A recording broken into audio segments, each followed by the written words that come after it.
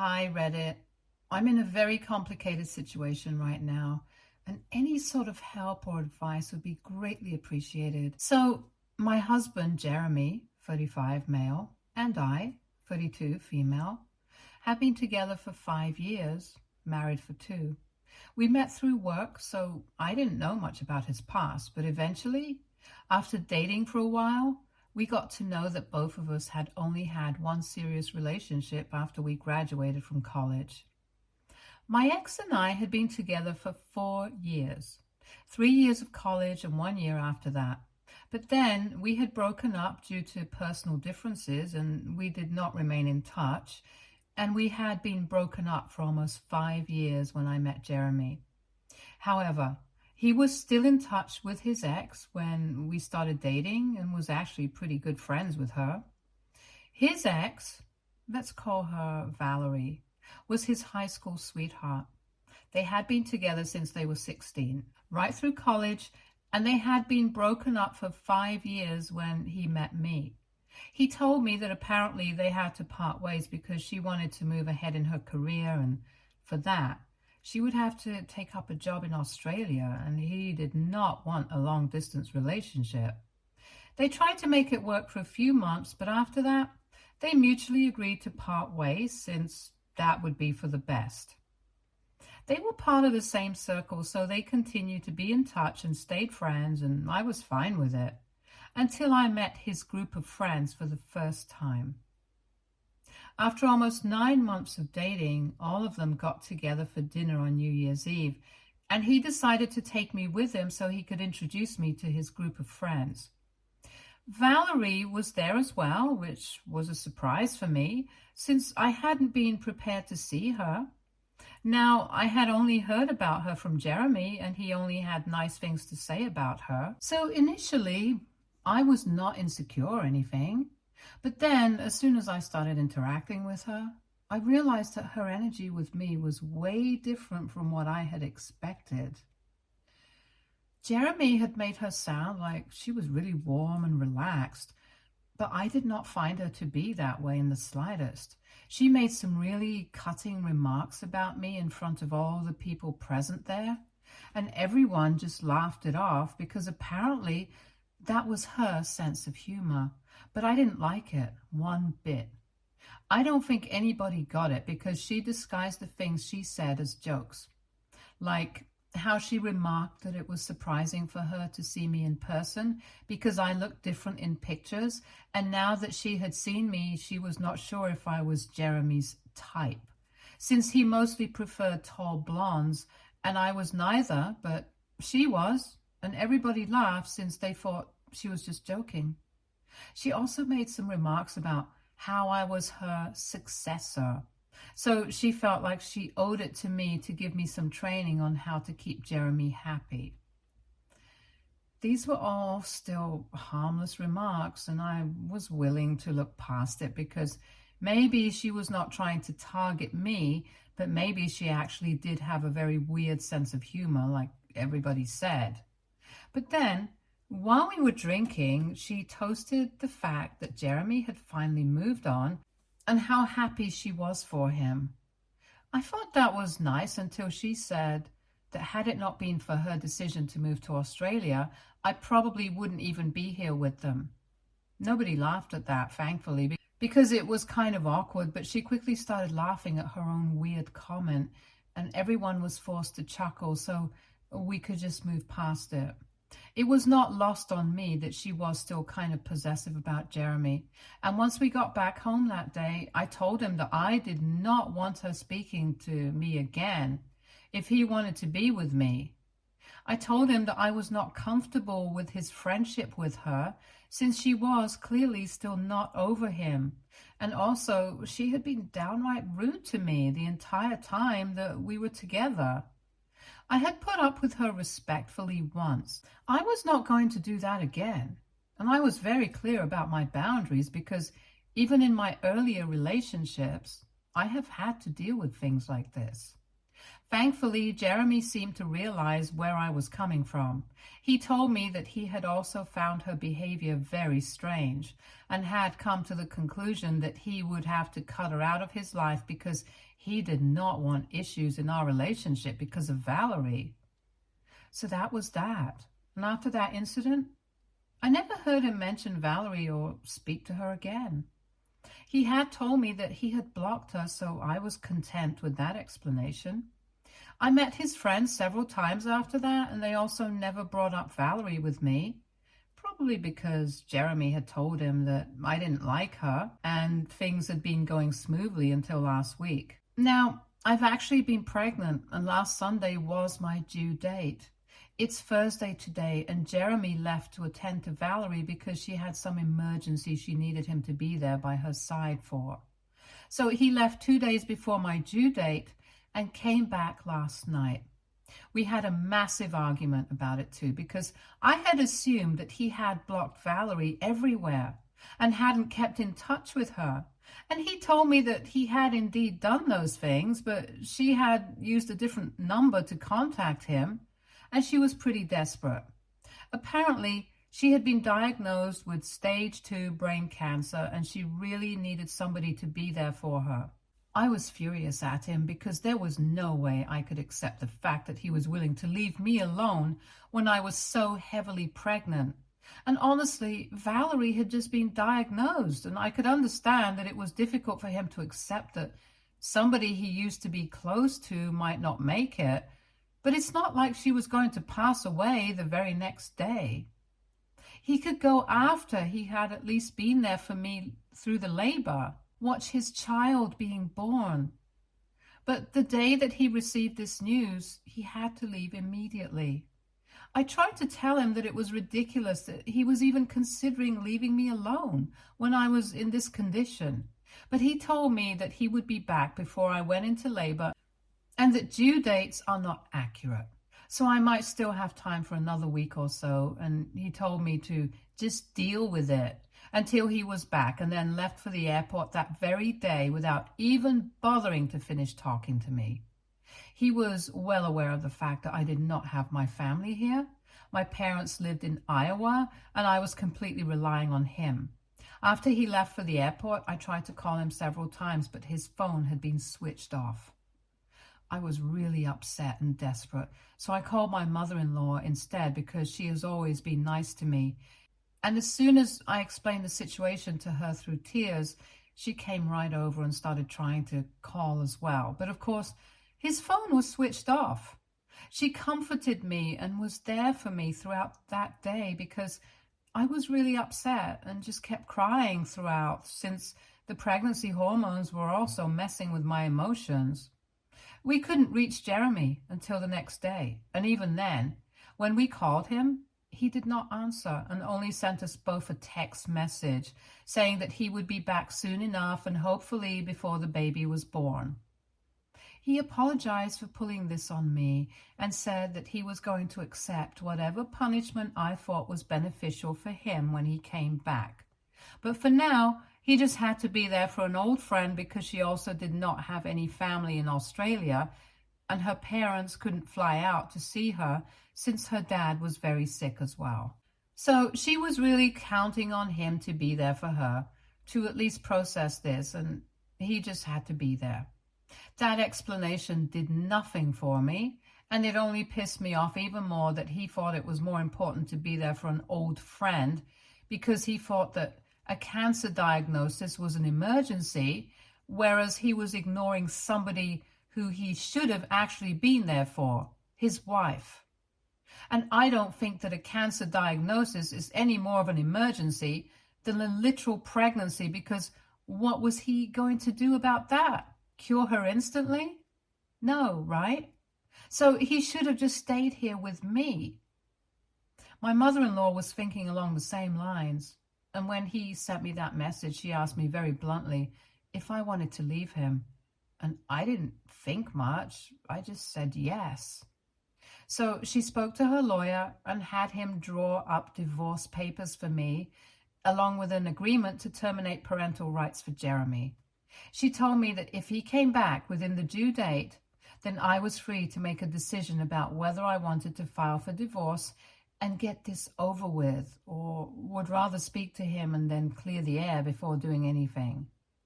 And if he was not able to make it, then it was very obvious what I had to do.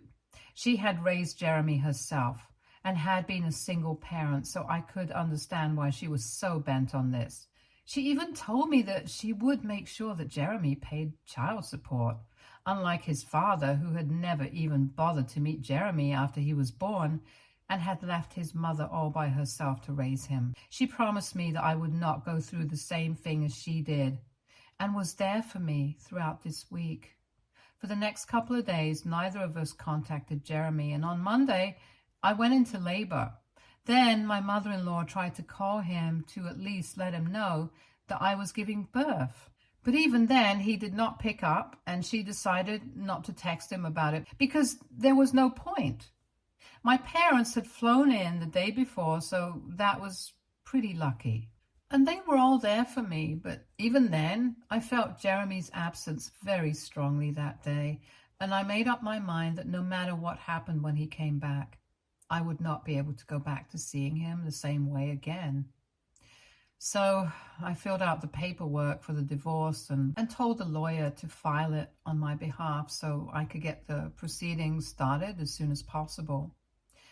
I did that literally just 3 hours after I had given birth and was barely in any condition to even lift the pen. But one look at my daughter told me that if I wanted to be happy and be a good mother to her, I had to be good to myself first. And I couldn't do that if I continued to stay with a man who had made it so clear to me that he cared more about his obligations to Valerie than to me. After I gave birth to our daughter, I didn't even call him. And my mother-in-law, my parents, and I were staying at home together. My parents are supposed to go back tomorrow, though, so after that, it's just going to be me and my mother-in-law. I told all of them about my decision to leave him because he hadn't even tried to get back in touch with me, even though he had promised me that he would be back before the due date. And he just spent a week with Valerie. Anyway, last night, he came back home pretty late. I opened the door to him and he instantly hugged me, but I shook him off and I said I wanted nothing to do with him. Then, on hearing the doorbell ring and the door being opened, my mother-in-law walked into the room with the papers and literally threw them in her son's face and said that she wanted him to leave that very instant. She said that she didn't even care where he spent the night, but she just wanted him out of the house because right now, I needed some peace and quiet because I had given birth a couple of days back and he wasn't even there for it. She also told him that I had already filled out the paperwork for the divorce and she needed him to fill out the paperwork to terminate his parental rights over our daughter. He was shocked and couldn't even say anything for the first couple of minutes, and I decided to clear out the room as soon as possible because my mother-in-law was right. I was still pretty weak and I needed time to recover physically. So I went to another room because I really did not want to speak to Jeremy. And seeing him had made my resolve weaken significantly. I did not want this to get even more difficult for me.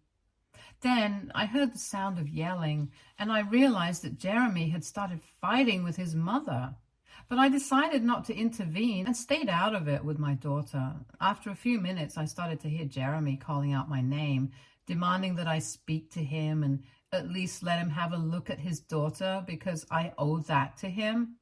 That rubbed me the wrong way, and I went back outside to see him after I placed my daughter in the crib. And I told him that after what he had done, I owed him absolutely nothing. He had made a conscious choice to not be there for me, knowing that I was near my due date, and he had chosen not to be there for the birth of his child. He had left me all alone, and I was just lucky that my mother-in-law was there for me. So I owed him absolutely nothing, and I told him I didn't care at the moment. Our daughter was asleep, and I did not want to wake her up. So I wanted him to clear out, and we could discuss this later in the morning. Eventually, he left, but I could see that he had tears in his eyes while leaving. He even tried to talk to me one last time, but I backed away from him, and I told him that I wanted him to leave.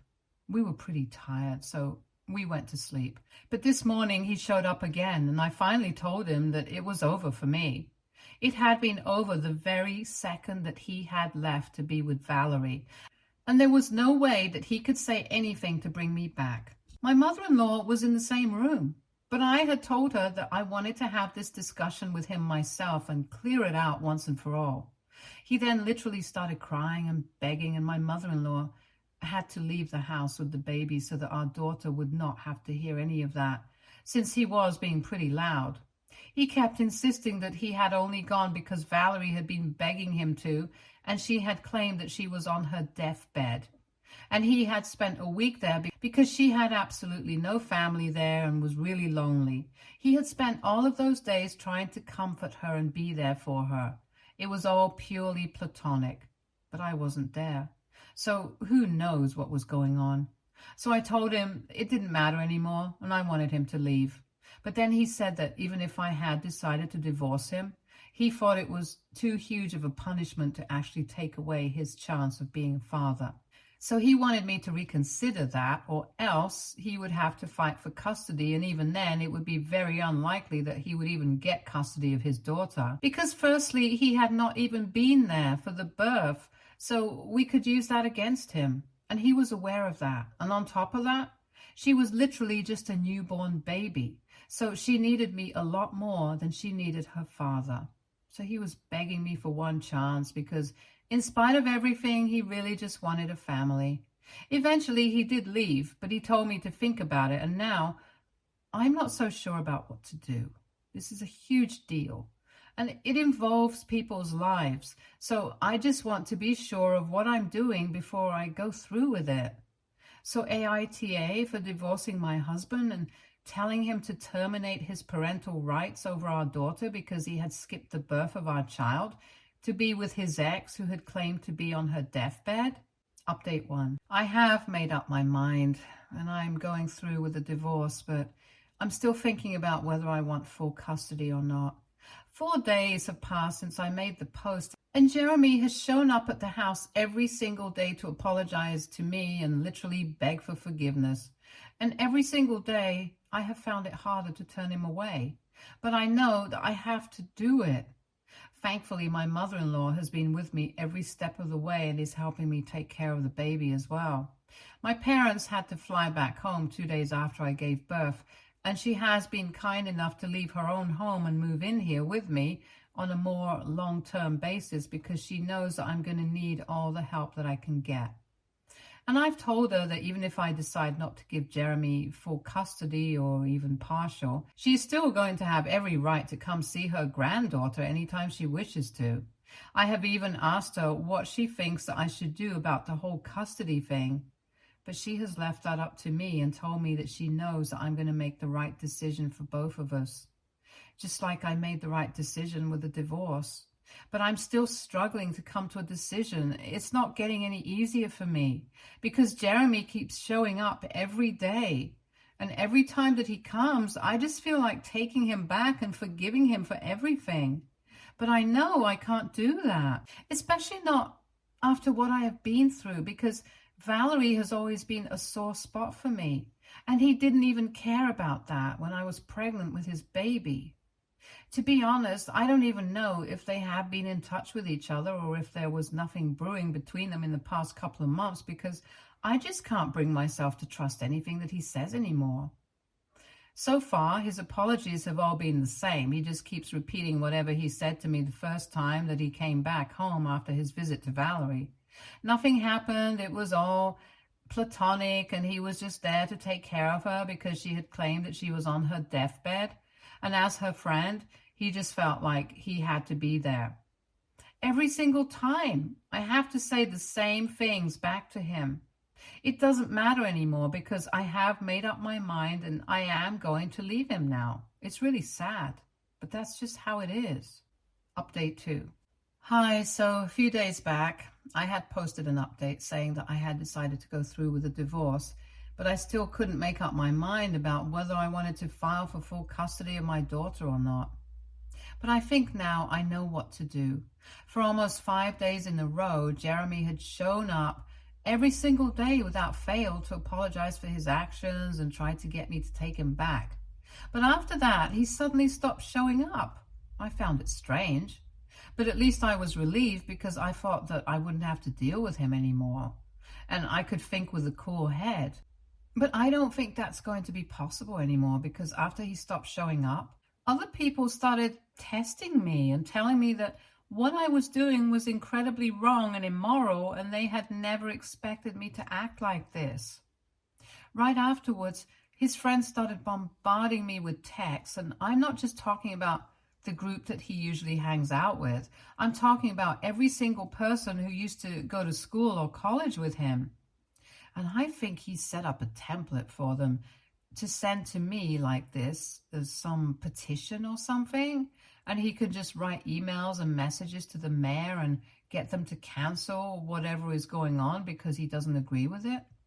Anyway, at first, I was blocking people left and right. But then they started making fake accounts to text me the same things over and over again. And there are only so many people you can block. Besides, it's not just that I'm dealing with all this emotional trauma and processing what is happening to me. I'm also still exhausted from giving birth, and I'm trying to be there for my newborn daughter as well. So it's all really tiring. And this is the last thing that I needed. And if he really cared about me, he wouldn't be putting me through all of this at such a delicate stage of my life. It's very obvious that he doesn't care about anybody apart from himself. And so I don't think I have to worry about what I'm going to do about my daughter's custody anymore. I'm going to file for full custody and that's it. Of course, he still has the papers and can sign his rights away in case he doesn't decide to do that. I've spoken to my lawyer and this is happening. The messages that I have been receiving so far are not nice. And I know for a fact that he has written the template message and told his friends to send it to me. It really reflects what he believes more than anything else. And if this is what he believes about me, I don't think we need to be together at all. The reason I'm so upset is because the messages had this line: "We never expected you to be the kind of person who would use their child as a pawn to punish their partner and play mind games like this." Like, is he for real? Does he seriously think that I'm using our daughter to punish him for what he did? I don't think he understands how marriages or children work, because if he did, he never would have said this. And that, in particular, really hurt me and helped me make up my mind. When I showed those messages to my mother-in-law, she was also pretty pissed and said that she was going to contact him and tell him off. But I asked her not to because it was just not worth it.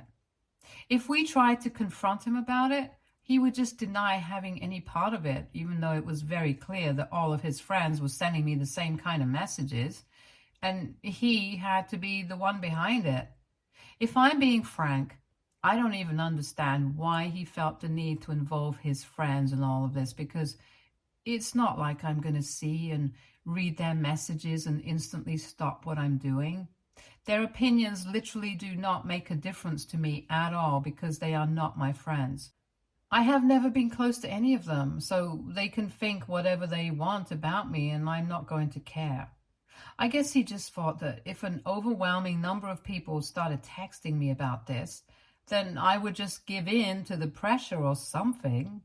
But then I'm afraid that he doesn't really know me at all because I'm not the kind of person who's going to bend to pressure. I did not even change my mind when he himself was showing up every day and begging me for forgiveness because I knew that letting him back into my life was not going to be good for either of us, and definitely not good for our daughter. I might have felt terrible about it, but I still went through with it because I don't bend easily. And after being with me for so long, I think he should have an idea what kind of a person I am. But it's very obvious that he doesn't. And it's becoming clearer and clearer to me every day that I am doing the right thing by choosing to leave him. So not just his friends, but even if every single person that he knows starts texting me about this, I'm still not going to change my mind. In fact, this thing that he has done has only helped me feel more strongly about what I'm doing. And I know that as long as the people that I love are on my side, I don't have to worry about any of this. Update 3. Hey, so the legal proceedings for the divorce and the custody agreement are going to commence in a couple of days. And Jeremy has decided not to contest the divorce. But he is demanding at least partial custody of his daughter. We're going to see how that works out, since I'm open to the idea, because I'm not an inherently evil person, but I don't think I want to implement sharing custody until our daughter is at least a couple of years old. So that's what we are going to negotiate, and I'm very happy I've made this decision for myself now that it's finally happening, and it's hitting me how real all of this is. I thought that I would be scared, but I have never felt more sure of anything in my life. I think some of this might also be because of a message that I received from Valerie yesterday, where she told me that she really didn't want to be a homewrecker, but she really needed somebody by her side. And since her parents wouldn't be there for her, Jeremy was the only other person that she could think of. She also told me that over the past couple of years, she had tried to contact him several times and he had always turned her down, saying that I would not approve of it, but she knew that her oldest friend in the world will always be there for her, especially if she's sick, which is why she had contacted him, and she was sorry it had stirred up so much trouble in my marriage, but she thinks that I should let him retain his individuality instead of being so controlling. So I was right about the fact that he hadn't blocked her at all, and they had actually stayed in touch. Maybe not in the way that I thought, but they did at least speak to each other. The worst part was that she also told me that they had shared a moment when they were together, and they had ended up kissing for a couple of minutes. But after that, Jeremy had drawn away from her, saying that he couldn't do this, especially while his wife was with his child. She told me that he had not let the kiss last for more than a couple of minutes, and that's how loyal he was to me. As if that was supposed to do anything. It was ridiculous. But yes, I was right about everything. So now, getting the divorce and custody on my terms should be a cakewalk, since I know these things. I have spoken to my lawyer, and we have also tweaked our petition to demand slightly more of everything, because now I feel like I deserve it, since I've been cheated on clearly. Anyway, I'm feeling very confident about what I'm doing, and I know that things are going to work out. I'll keep you guys posted on whatever is going on. Thank you so much for tuning in here. Stay tuned for more stories from Argo Relationships.